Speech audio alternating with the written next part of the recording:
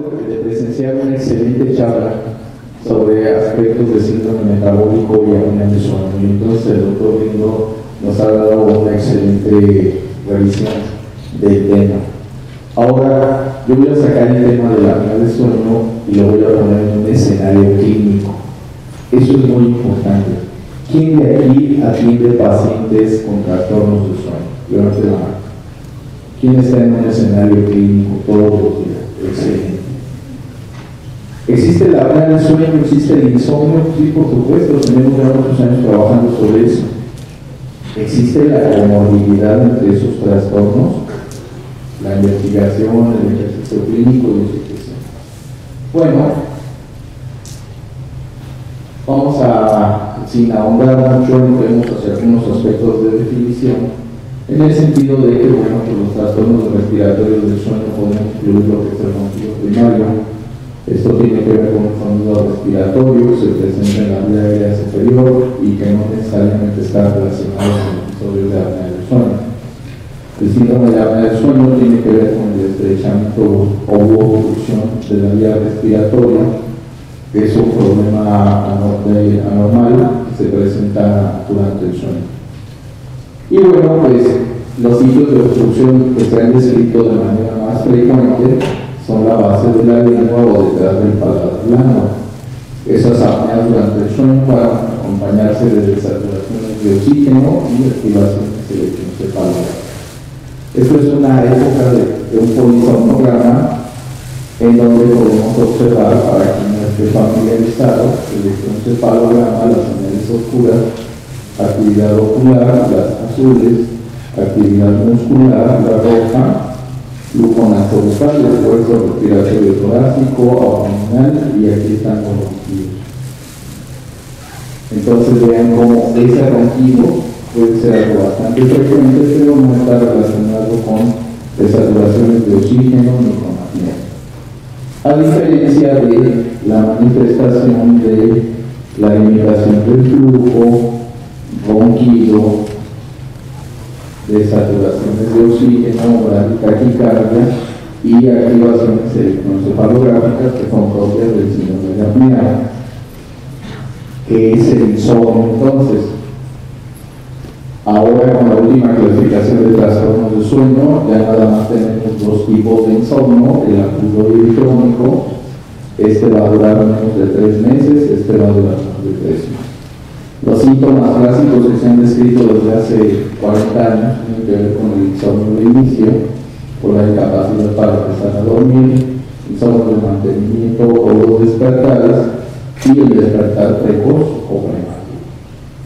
Uno más de los siguientes síntomas para poder hablar de insomnio: la fatiga, el malestar diurno, deficiencia cognitiva, deficiencia en las actividades diurnas, problemas del estado de ánimo, problemas de conducta, problemas de motivación, tendencia a los errores, y algo a lo que ahora hacemos mucho énfasis es que el problema del insomnio tiene que ver con nuestro estado emocional.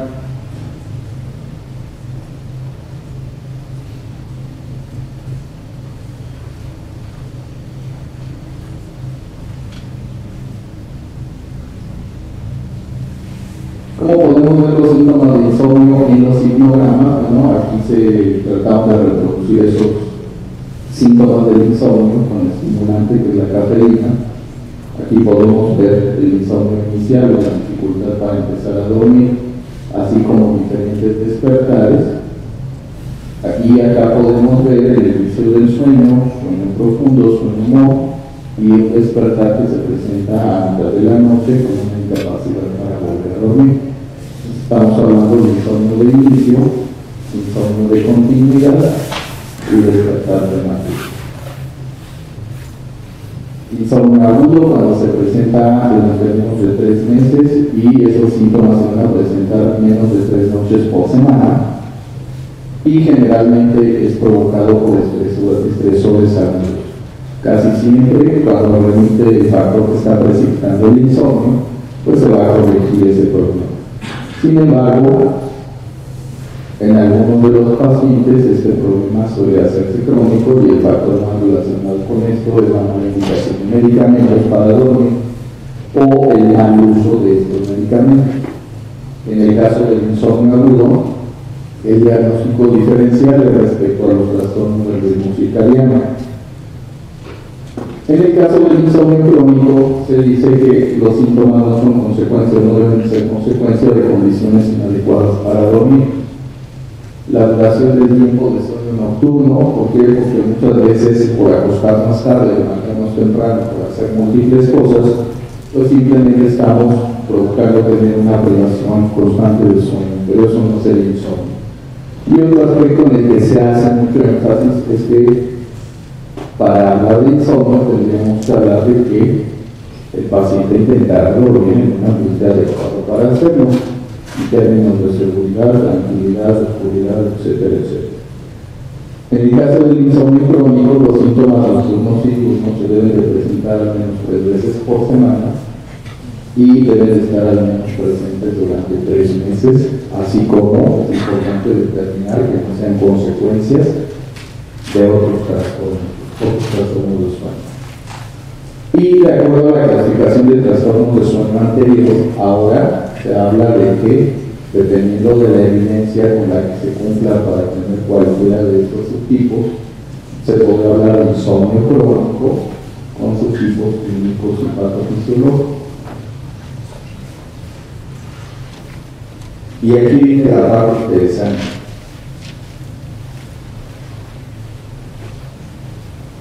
Llega un paciente de consulta, motivo insomnio.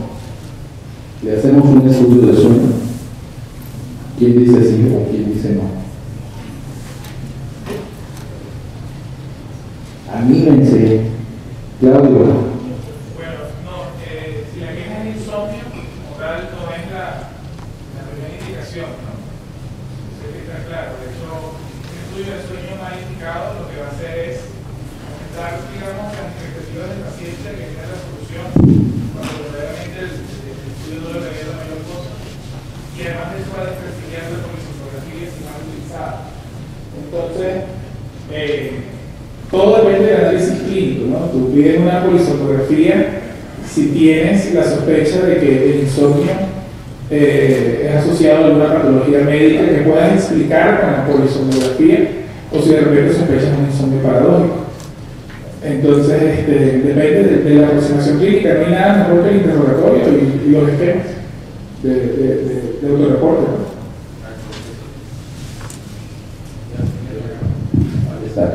Sí, eso es muy importante de mencionar. Aquí la parte de la entrevista clínica es lo más importante en términos de insomnio.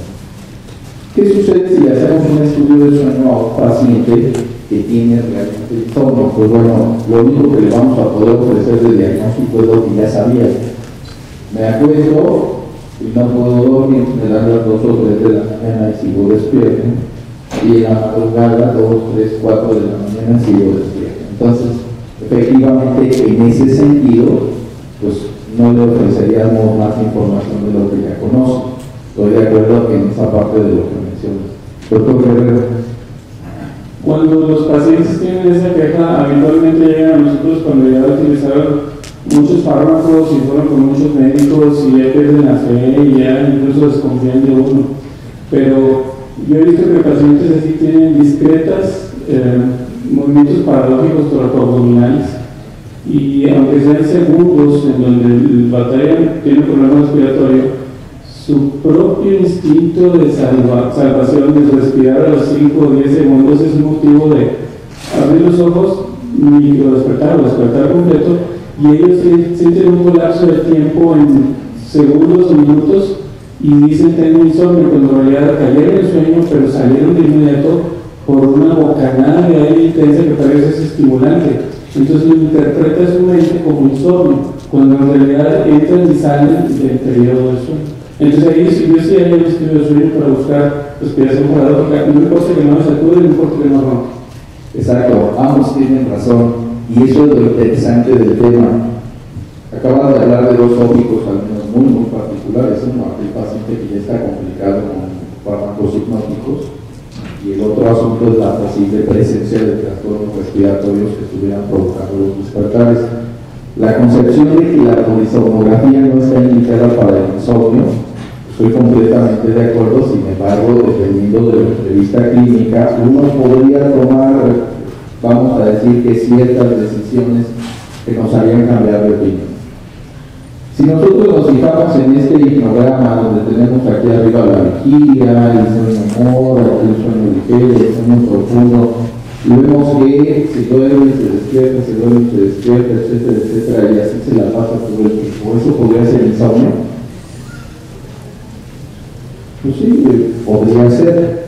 Sin embargo, en este caso, de acuerdo a lo que menciona el doctor Guerrero, pues bueno, es una incapacidad para mantenerse dormido provocado porque hay alteraciones respiratorias del sueño, apnea, ronquidos, saturaciones de oxígeno, etcétera, etcétera. Entonces eso es bien importante de mencionar. Hay pacientes cuyo motivo de consulta puede ser insomnio, pero en la entrevista clínica podemos encontrar indicadores que nos van a orientar hacia un trastorno respiratorio del sueño. Ayer reflexionábamos en el simposio sobre por qué el insomnio se hace crónico. Bueno, pues en parte podría ser porque no se cuenta con un diagnóstico polisomnográfico adecuado. Entonces, ojo, hay que poner mucha atención en esto. Ser insomne no necesariamente nos excluye de tener otros problemas de sueño. ¿Por qué? ¿Ustedes creen que este paciente tenga apnea de sueño? Cuello corto, ancho, mejillas, sobrepeso, ¿será roncador al menos? Por supuesto, ¿no? Eso lo excluye de quejarse de insomnio, no necesariamente. Entonces, en la entrevista clínica podemos explorar sobre los síntomas de insomnio, inicio, continuidad, despertar prematuro, pero por supuesto hay que indagar sobre síntomas de trastornos respiratorios del sueño. Porque, aunque sea insomnio, pues muchos de los insomnios pues tienen sobrepeso, son hipertensos, sudan mucho durante la noche, a veces pues duermen con la boca abierta, se quejan de boca seca durante la noche y roncan. Entonces vean cómo desde un punto de vista clínico estos dos los tenemos que explorar de una manera adecuada. Y la siguiente pregunta es, ¿por dónde empiezo? ¿Es más insomnio que paciente con apnea? ¿O predomina el trastorno respiratorio del sueño sobre el insomnio? Esa es la parte de qué vamos a hacer para que esa persona recupere la calidad del sueño. Vean qué interesante es esto de la comorbilidad entre estos dos trastornos, porque acá tenemos las características de los trastornos respiratorios del sueño y acá los del insomnio. Por supuesto que los pacientes insomnes pues tienen un incremento del número de despertares, tienen cansancio, a veces cuando se acompaña el insomnio y la ansiedad se quejan de falta de aire en la noche. Vean qué interesante, problemas cognitivos, baja motivación, dificultades interpersonales, problemas de rendimiento laboral. A veces cuando el paciente insomne está durmiendo, en el periodo en el que duerme, hay ronquido. Ya decíamos, la pareja se puede quejar de que el paciente tiene dificultades de concentración, problemas cognitivos, problemas maritales, irritabilidad, baja de la vida. Como pueden ver, muchos síntomas del insomnio los vamos a tener presentes acá. Y los mismos síntomas de los trastornos respiratorios del sueño pueden estar presentes en el paciente insomnio. Ya hablábamos de los despertares, hablamos de problemas cognitivos, interpersonales, rendimiento, incluso los problemas maritales también se comparten. Entonces vean cómo es bien interesante porque estas dos entidades generalmente, si uno tiene una orientación respecto a los trastornos respiratorios del sueño, podríamos decir que el insomnio es secundario al problema respiratorio del sueño. Y si uno está orientado desde la parte del tratamiento del insomnio, incluso podríamos plantear que la privación del sueño que provoca el insomnio puede estar provocando síntomas de trastornos respiratorios del sueño. ¿Quién de ustedes se ha desvelado haciendo guardia? Si ustedes no roncan habitualmente, ¿será que roncan después de una guardia? ¿Se quedan dormidos? ¿Y duermen con la boca abierta? y se nos escapa la saliva y sudamos. Entonces, ¿qué pasa? También la privación del sueño provoca síntomas de trastornos respiratorios del sueño. Sin embargo, no es muy útil quedarnos con qué fue primero. ¿Por qué? Porque gracias a evidencia clínica e investigación, estudios con muestras representativas, incluso con la experiencia que tenemos en el consultorio, podemos afirmar que sí hay pacientes que desgraciadamente tienen ambos trastornos. En una revisión, pues se han descrito diferentes resultados. Por ejemplo, evaluando el insomnio mediante cuestionarios en pacientes con diagnóstico polisomnográfico de apnea de sueño mayor que 5 por hora, pues se ha encontrado que el insomnio inicial está presente en el 7,9% de las pacientes de sexo femenino y en el 21,9% de los hombres. Vean qué interesante. ¿Y qué pasa? Incluso estas diferencias entre sexo. Las mujeres tienen más problemas de insomnio de inicio, las mujeres con apnea, respecto a los hombres que en esta muestra tuvieron menos ronquido y menos somnolencia diurna. Entonces, tener insomnio y tener apnea también puede estar matizado por el aspecto del sexo. Evaluando el insomnio desde el punto de 4 preguntas de pacientes con apnea superior a 5 por hora y a 15 por hora, más de un síntoma de insomnio, 42% de la muestra. Vean qué importante es. Entonces no es cualquier cosa. Insomnio de inicio 6%, de mantenimiento 26%, de despertar prematuro 19%. Particularmente, algo que describen aquí es que el síntoma de insomnio de inicio tiene que ver con una disminución del índice de apnea del sueño. ¿Qué pasa? Si esta persona duerme menos, pues va a tener menos oportunidad de tener apnea durante el sueño. Estudiando el insomnio o definiéndolo a partir del índice de severidad de insomnio con una puntuación mayor de 15 en pacientes que han tenido el problema más de 6 meses, y bueno, evaluando también la polisomnografía y determinando el síndrome de apnea del sueño con autorreporte, vean, más de un síntoma de insomnio, 39%. ¿De qué estamos hablando? Pacientes que tenían insomnio, más apnea del sueño, más problemas de ansiedad, de depresión y de estrés. Entonces, ¿qué está pasando? Bueno, no es nada más tener insomnio y tener apnea va a empeorar estos indicadores diurnos. Qué interesante. Definiendo el insomnio a partir de 4 preguntas en pacientes con índice de apnea del sueño mayor que 5, vean, activaciones electroencefalográficas, el 33% de la muestra, síntomas, bueno, presencia de despertar prematuro, 21%, despertares en torno de continuidad del 16% e insomnio inicial del 9%. Aquí lo que dice es que, o lo que se concluye es que el incremento del insomnio de inicio nuevamente va a disminuir el índice de apnea del sueño. Y el insomnio de mantenimiento va a estar más relacionado con el incremento del índice de apnea del sueño.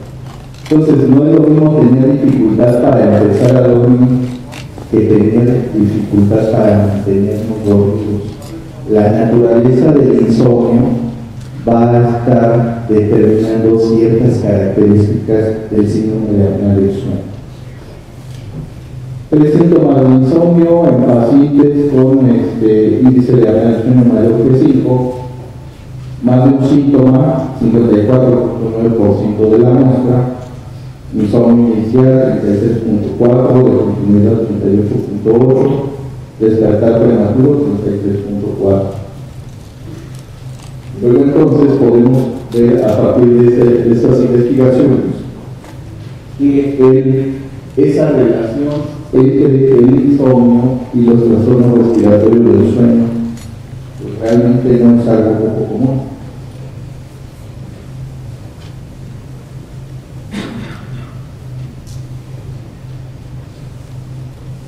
¿Quién hablaba de los adultos mayores? No, de los trastornos respiratorios del sueño en el paciente con apnea, en el paciente con insomnio.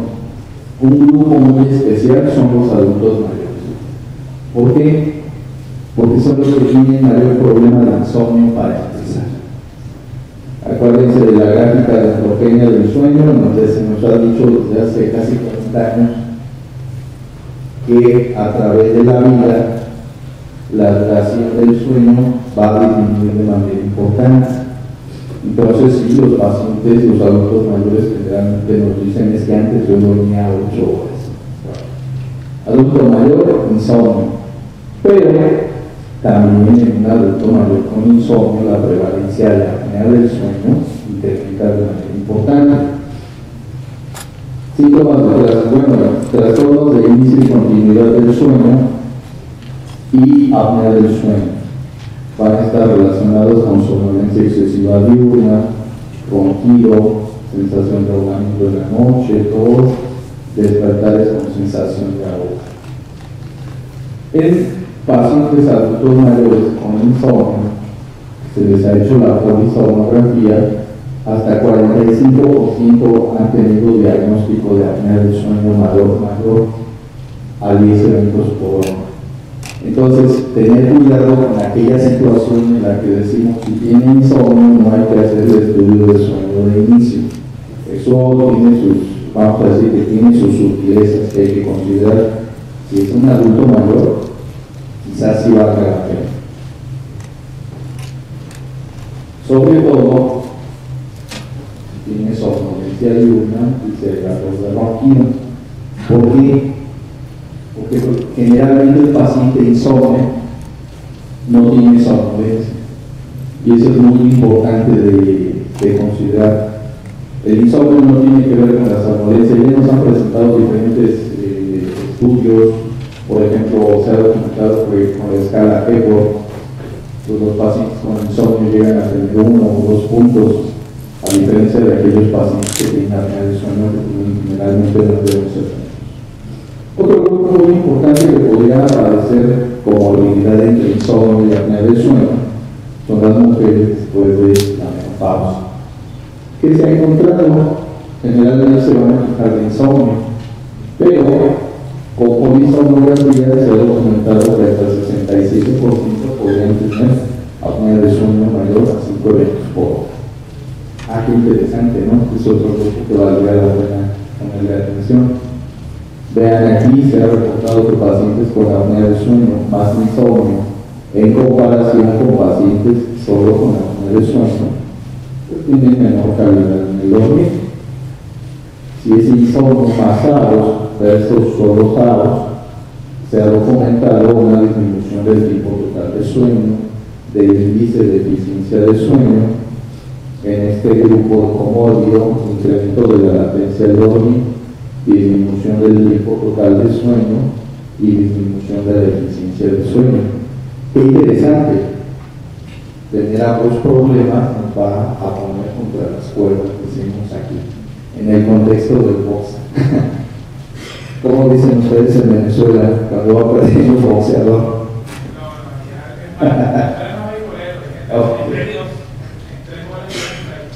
Eso es. Muy bien. Síntomas diurnos, bueno, tener insomnio y tener apnea, versus solo tener apnea, pues bueno, está documentado el incremento de la ansiedad, de la depresión, del estrés, incluso con estudios psicofisiológicos, incremento del tiempo de reacción. Ya llegó el paciente, lo tenemos ahí enfrente, ya nos está pidiendo que le ayudemos. ¿Por dónde vamos a empezar? ¿Qué le podemos ofrecer?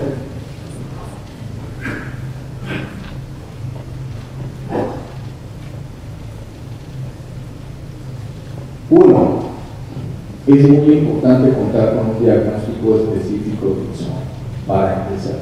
No es solo no puedo dormir. Y entonces, pues de qué estamos hablando, es un problema agudo, es crónico, es un problema por higiene inadecuada del sueño, ya se agregó una dependencia de las benzodiazepinas, que es muy común en los adultos mayores insomnios. Hay otras enfermedades que qué medicamentos se está tomando para controlar esas enfermedades. Vean qué importante es todo esto. 2, contar con un diagnóstico específico de los trastornos respiratorios del sueño. Importante, una valoración otorrinolaringológica, quizás por el dentista especializado en esto, por el neumólogo que esté involucrado en esta área. Y bueno, pues contar con una evaluación polisomnográfica. Entonces, ahora que de términos muy generales, solo continuo, o cuál es el nivel de severidad de ese problema respiratorio del sueño, incluso si hay una adaptación a un CPAP, qué presión podría requerir. ¿Y qué vamos a hacer con el insomnio? ¿Podríamos mandarle algún medicamento inductor de sueño? ¿Quién dice sí, quién dice no?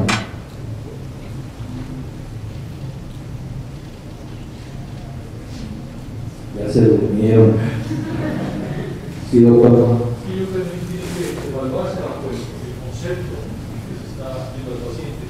En teoría, tratándose un paciente de la tercera edad, que puede tener sobrepeso, etc., uno puede decir no, porque puede exacerbar el sábado. Pero también, si el problema primario de este paciente es insomnio,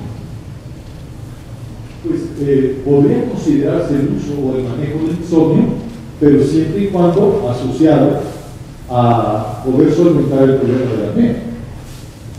Pues sí, quizás para mandarle a dormir alguna noche si está muy ansioso, ¿no? Y si eso está complicando mucho la situación. ¿Quiere agregar algo, doctor? Realmente, sí. Hace 10 años la situación era tan estricta de que hacer un polisomnograma a un paciente con insomnio era un pecado original. Y ahora estamos siendo pecadores cada vez más. Afortunadamente. Una de las cosas que yo, cuando tengo un insomnio inicial, yo siempre le añado la pregunta de que si es que usted ha percibido la aparición de una apnea, y eso psicológicamente, por un mecanismo psicopatológico de insomnio, ha desarrollado un temor en mí. Eso es un modelo que a mi sueño podría llevar al insomnio como realidad. El otro aspecto es que generalmente los pacientes que tienen trastornos de insomnio de mantenimiento están más asociados con apnea del sueño. Existe un doctor en Albuquerque que ha escrito bastante, no me acuerdo su nombre en este momento, pero en la gran mayoría de los pacientes con insomnio, su primera intervención es utilizar Dr. Louis Wright para abrir la latencia nasal en el paciente con insomnio. No sé si será eso una práctica diseminada. Eso es un comentario. Y el otro punto que me parece que es muy, muy importante es cuando nosotros estamos leyendo el estudio al día siguiente, la parte más frustrante es encontrar que el paciente tiene una deficiencia de sueño de 5% y no ha dormido todo. Una de las cosas que he aprendido es que yo trato de buscar el medicamento que tenga un perfil más limpio y que no produzca apnea del sueño. No usar benzodiazepinas, pero yo estoy tratando de utilizar Lumesta, que tiene un perfil más limpio y que no afectaría la respiración. Y eso muchas veces lo utilizo antes para el estudio polisomnográfico, para evitar tener ese problema de que el paciente no durmió y vino a un estudio. Ese comentario es muy interesante. No tiene sentido mandar a un paciente a un estudio de sueño si nosotros por clínica estamos viendo que no va a dormir, aunque estemos buscando apnea de sueño, ronquido, etcétera, etcétera, pues es muy probable que se tuviera que corregir primero el insomnio para después poder observar el problema respiratorio. En el sentido farmacológico, estoy de acuerdo, muchos de los hipnóticos clásicos que se utilizan aquí en el país generalmente son de vida larga, y pues tenemos que considerar que Estos hipnóticos también tienen efecto relajante muscular. Luego entonces, si hay ronquido, si hay apnea y si se indica un medicamento de este tipo, pues lo único que podríamos hacer es poner al paciente a dormir, pero empeorar su cuadro respiratorio. Ese es un problema, ¿de acuerdo? Entonces, ¿por qué? Porque recuerden que durante el sueño, sobre todo durante el sueño, no vamos a tener atonía muscular. Entonces, pues bueno, en general la actividad muscular se va a estar deprimida durante el sueño, pues vamos a agarrar problemas respiratorios. Y también ten en cuenta que la indicación de hipnóticos, sobre todo si se hace durante más de 2 meses, pues vamos a generar un problema de tolerancia y dependencia. Entonces, si hay un problema de insomnio, inadecuada al sueño, alguna otra situación, pues es muy probable que nosotros mismos lo busquemos complicar.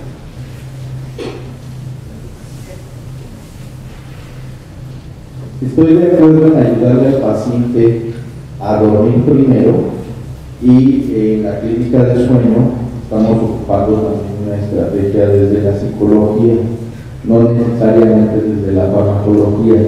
Ayer estábamos platicando acerca de el modelo de Spillman, que explica lo que es el insomnio, aquellos factores predisponentes. Tiene un factor precipitante y luego tienen factores que nos están perpetuando el problema de sueño. El problema del insomnio ya nos va a dejar recuperar la calidad de dormir. Y ahí estábamos platicando que hay que ocupar el tratamiento cognitivo-conductual para el insomnio, sobre todo enfocándonos en esos factores perpetuantes. ¿Qué sucede? Si nosotros le ayudamos al paciente a dormir mejor, a tener un mejor control sobre la calidad de su sueño, lo que va a suceder es que va a descansar mejor, va a controlar ese insomnio, pero eso va a permitir que haya una manifestación más natural del problema respiratorio del sueño, porque ahora sí está durmiendo. Entonces, les traigo un caso clínico para que lo platiquemos. Bueno, tenemos una paciente de sexo femenino, 58 años, odontóloga jubilada, que llega pidiendo ayuda por insomnio crónico y de más de 10 años. Fuera en el grado de arreglo, operadora, antecedentes de depresión, pero con comorbilidad metabólica, a propósito de la conferencia breve, esto es muy común. Y vean la complicación, uso de una tableta, 3 cuartos de clonazepam todas las noches durante 12 años. Vaya que sea un problema crónico. Ya estaba tratando de eliminar estimulantes, no café, no refresco, no cigarros, no alcohol. Estaba tratando de hacer lo que le tocaba.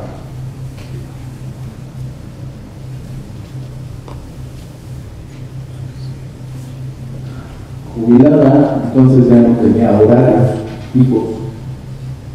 Se acostaba a veces a las 12 de la noche, a veces a la 1:30.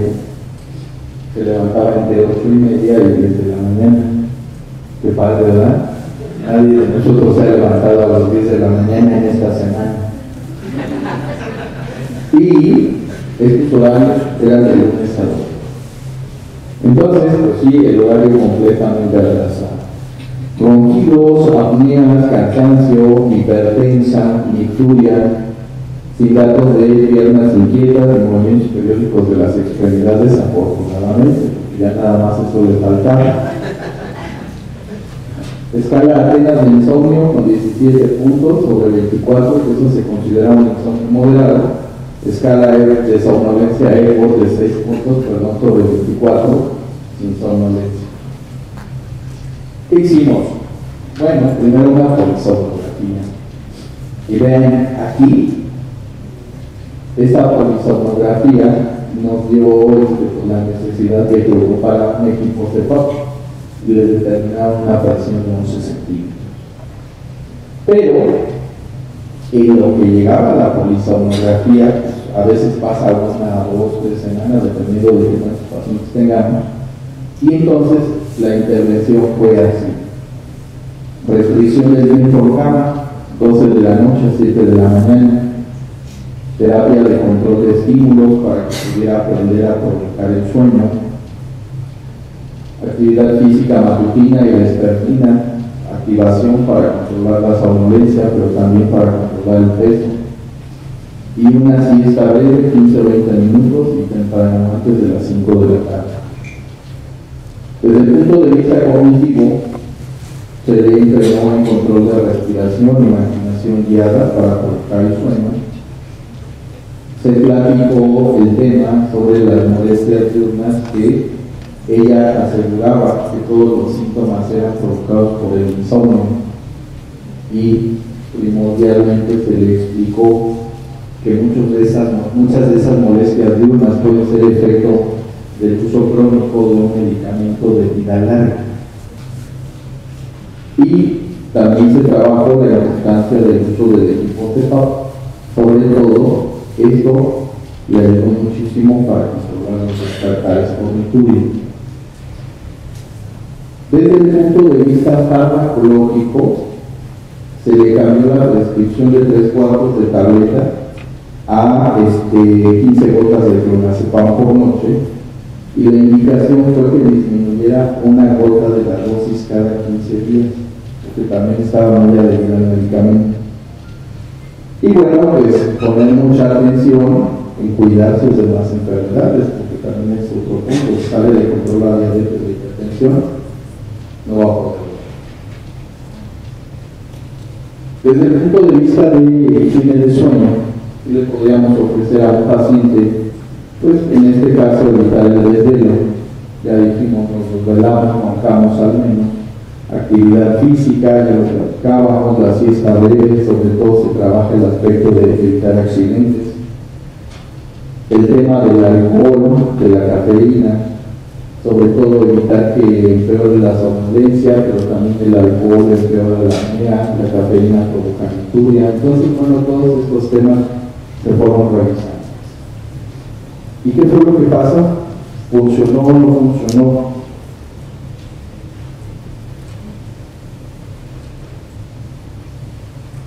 Este es uno de los formularios que ocupo para el seguimiento de mis pacientes. En cuanto a la polisomnografía, bueno, pues tuvo una latencia de sueño de 6 minutos, ya había empezado con su terapia cognitivo-conductual. Tuvo un incremento de la latencia de sueño modo 204 minutos. Su eficiencia de sueño fue de 94%, pero porque se le ayudó con el procedimiento de noche dividida. Entonces ya con CPAP le mejoró la eficiencia del dormir, 87 activaciones, 35 despertares antes del CPAP. Esta es su arquitectura de sueño: 5.7% de vigilia, un poco más del 61% de sueño ligero, 17% de sueño profundo y 20% de sueño muerto. Estos valores del sueño profundo y del sueño muerto también fueron consecuencia del uso del CPAP esa noche. Y bueno, vean el índice de apnea de sueño, 119 por hora. Entonces, es un problema severo. Eran apneas de corta duración, por lo que su saturación de oxígeno no bajaba más allá del 82% y 220 bronquios. Vean, con este cuadro pudimos lograr los diferentes cambios que les voy a platicar. Primera consulta, segunda, tercera, etcétera, etcétera. Se le dio consulta de manera mensual, y aquí tenemos los indicadores de la calidad de sueño y de las escalas de somnolencia y de aquellos. Entonces, ¿cómo estaba su calidad subjetiva de sueño, sus indicadores subjetivos de sueño? Ella reportaba que dormía 5 horas y media en la primera consulta, cuando nos conocimos. La calidad, bueno, y eso subió a 6 horas en la siguiente consulta, a 7.5 en la tercera consulta, y aquí en la cuarta consulta se perdió la mejoría porque se enfermó de la garganta. Entonces, vean cómo, bueno, y además aquí, a partir de aquí, ya estaba usando el equipo CPAP. Luego la calidad de sueño estaba en 6, subió a 8, a 8.5, se quedó en 8. Noches de insomnio por semana, 7, 1, aquí subió a 3 porque se enfermó. Latencia del sueño, 30 a 60 minutos, bajó a 15, bajó entre 5 y 10 minutos, y aquí subió un poco. Despertares por noche, 4, 5, 2, 4, 1, 2. Despertar prematuro por semana, 1, 1, 0. Noches por semana con dificultad para empezar a dormir, 5, 2, 0, 0. Dificultad para levantarse, 5 veces por semana, 2 veces por semana, 0, 0. Síntomas de cansancio diurno en la mañana, en la tarde, en la noche, 7 veces por semana, 4 veces por semana en la tarde, en la noche ya. Esto es muy común en el paciente insomnio. Mucha dificultad en las primeras horas del día y se sienten más o menos bien ya a la hora de acostarse, ya están despiertos cuando se tienen que ir a dormir. Pero en la segunda consulta, ya con intervención cognitivo-conductual, ya no tenía problema, ya no había cansancio para levantarse, no había cansancio en la tarde y un poco en la noche. Esto ya es más funcional para poder empezar a dormir. Aquí se trastornó, acá 0, 1, 1, y por acá cuando se enfermó regresó el cansancio, sobre todo en la tarde. Acá están los síntomas de somnolencia. Diario somnolencia en la mañana, 5 veces por semana en la tarde, pero en la noche ya no. Irían para la segunda consulta como disminuye de una manera importante. Aquí sí se alteró la somnolencia, aquí se volvió a tener control sobre esto. Pero 7 puntos, 6, 5, 8, aquí no hay grandes cambios, pero ven en el Atenas, acá teníamos un 19, 10, 7, 12. Entonces, bueno, ¿de qué estamos hablando? De que aquí tuvimos la oportunidad de una intervención cognitivo-conductual más el uso de CEPAP. ¿Y qué pasó aquí abajo con ese clonazepam de 3 cuartos de tableta? Acá ya la teníamos en 13 gotas, al siguiente mes iba en 11 y por acá iba en 15.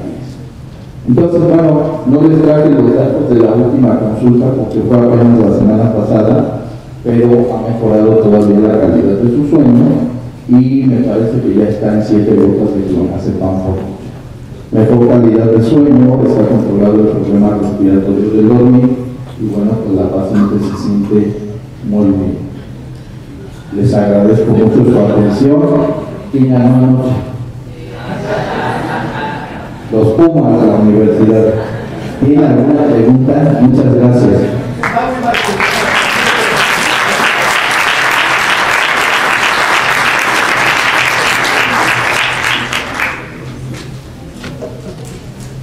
Tenemos tiempo para un par de preguntas, un comentario.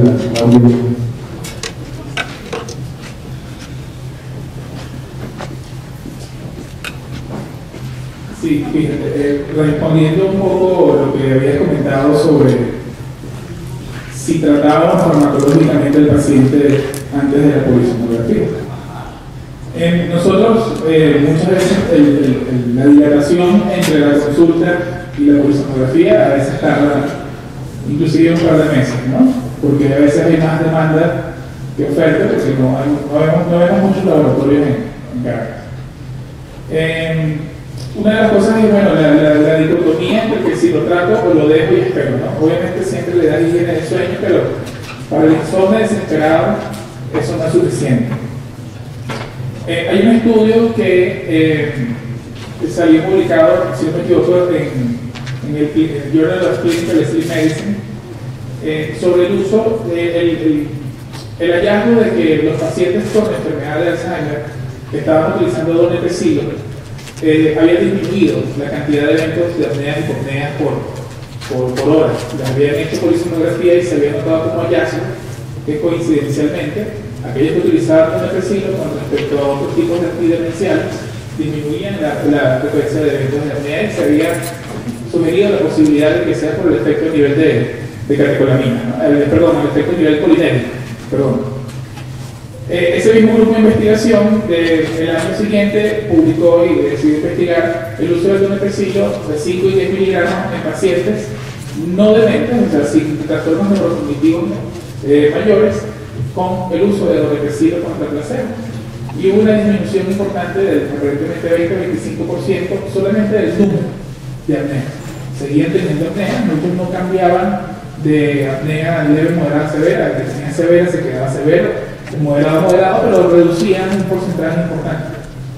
Y considerando eso, y uno de los trabajos publicados por el doctor Roth, considerando esos dos detalles, hemos venido utilizando, no sé si alguien lo ha publicado, si conocen mi trabajo, por favor me lo hacen saber, usar amitriptilina como sedante que no te altere la apnea del sueño previo al estudio, para darle una alternativa terapéutica que el paciente pueda tomar para dormir mejor sin que le afecte el índice apneico-apnea. El problema es que algunos mejoran con amitriptilina. Entonces el problema es que hay muchos pacientes con apneas leves, que tú no sabías que tenían apneas leves, a veces con amitriptilina mejoran muchísimo, tanto así que después se pierden de la consulta y no van a hacerse el estudio de sueño porque se sienten mucho mejor, porque el mismo efecto a nivel de colinérgico disminuyó el número de eventos por hora. Entonces nosotros eventualmente, si el paciente tiene un requerimiento, y obviamente hemos descartado que, y con los pacientes mayores uno se aguanta mucho, si no tiene problemas de ritmo cardíaco, si no hay cardiopatía, si no hay nada de estas cosas, si no hay un sobrepeso demasiado significativo o de repente el tiempo es corto, utilizamos amitriptilina hasta que saque el estudio y se lo detenemos aproximadamente una semana para ayudarlo un poco. Sí, tu comentario es bien importante. Definitivamente cada paciente es único y el tratamiento para cada paciente es como un traje a la medida. Eso es muy interesante porque pues estamos hablando de comorbilidad, de edad, de sexo, de complicaciones con otros fármacos. Entonces sí, aquí depende mucho de la experiencia que tengamos en el manejo de aquellos pacientes y bueno, desde el punto de vista personal que me dedico todos los días a ver gente con insomnio, además de determinar la presencia de alguna otra comorbilidad, de trastorno de sueño, alguna otra enfermedad. Pues bueno, lo primero es si el paciente está llegando con insomnio, pues qué vamos a hacer con ese problema, ¿no? Es el motivo de consulta. Desde ese punto de vista, sí, una intervención en ese momento ayuda muchísimo. Al menos pues, se le ayuda al paciente con el sufrimiento que tiene por padecer insomnio, que ya de por sí es demasiado. Doctor Guerrero. Gerardo. Felicidades, Ulises, muy interesante el manejo del paciente. Y bueno, quería comentarte que en muchas ocasiones, bueno, al menos en la clínica, lo que a mí me ha tocado trabajar y observar con pacientes es cuando tienen esta problemática tanto de insomnio como de posible problema de SAOS, empiezas a trabajar la parte, una de las cosas que más le afecta al paciente con insomnio muchas veces tiene que ver con el desconocimiento de lo que le está pasando, tomando en cuenta lo que hablabas de pacientes de tercera edad. Es decir, que duermen menos, que sus horarios se han modificado, y conforme ellos van teniendo conocimiento de que hay cambios en su cuerpo y a nivel de autogenia del sueño, empieza a bajarse el nivel de estrés o de ansiedad que los pacientes presentan. Muchas veces, la primera parte, vamos a decir, con la intervención cognitivo-conductual, tiene mucho éxito, pero el paciente también en las primeras sesiones te hace la pregunta de, bueno, ¿qué costo tiene la polisomnografía?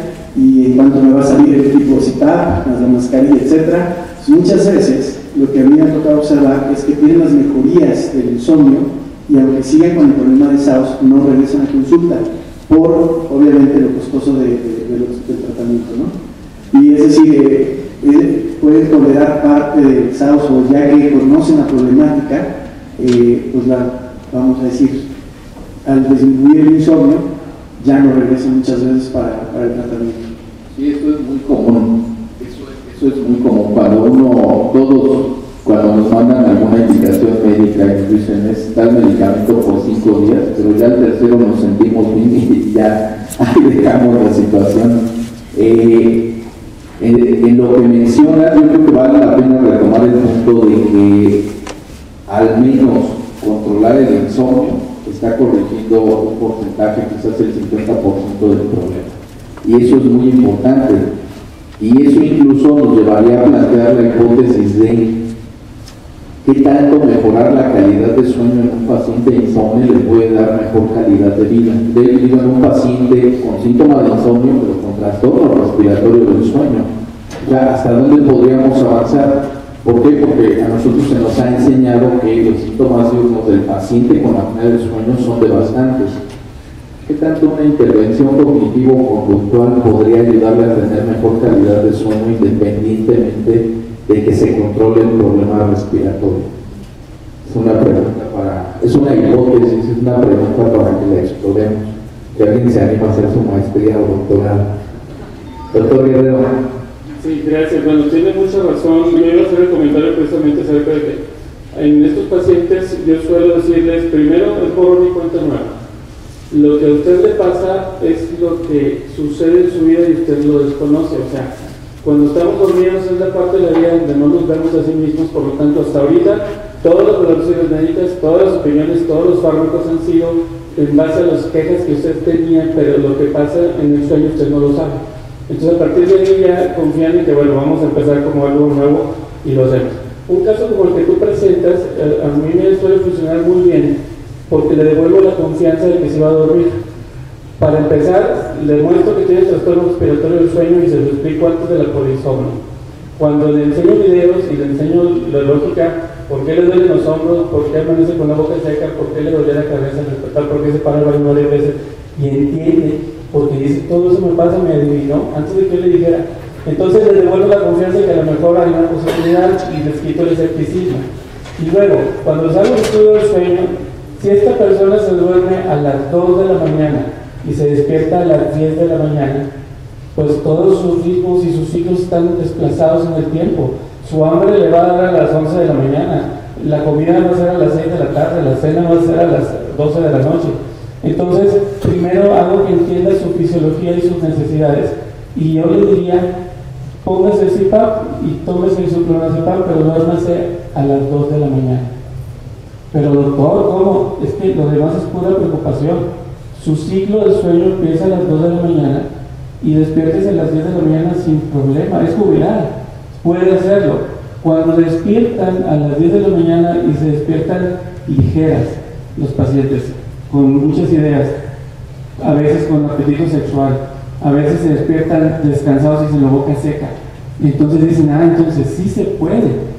Ya cuando se obtiene eso, hacemos el desplazamiento poco a poco en el tiempo, cronoterapia y con la terapia conductual, desde luego, para que puedan ellos conocer sus necesidades fisiológicas y así tener un ajuste de su horario.